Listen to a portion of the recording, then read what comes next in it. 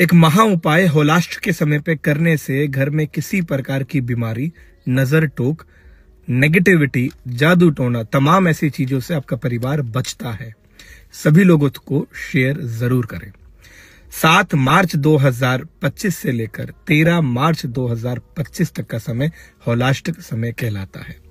किसी भी प्रकार का शुभ कार्य इस समय पे नहीं होता। उपाय: थोड़ी सी पीली सरसों सुबह ब्रह्म मुहूर्त में उठ के कोई भी व्यक्ति कर सकता है, नहाने की जरूरत नहीं है। उसको अपने घर में डाल दे, सिर्फ थ्रो कर दे, उसको डाल दे। और जब 1, 2, 3 घंटे के बाद जब घर का परिवार सब उठ जाता है, जब आप झाड़ू निकालते हैं, उस पीली सरसों का, जब उस झाड़ू के साथ उस पीली सरसों को घर से बाहर निकाल दें। आपके घर में किसी भी प्रकार की तंत्र क्रिया, नेगेटिविटी, नजर टोक से संबंधित व्यापार में नुकसान, व्यापार के स्थान पे भी कर सकते हैं। आपकी ऑफिस है, आपकी फैक्ट्रीज हैं, आपको लगता है कि वहां माहौल ठीक नहीं है, ये रेमेडी करें।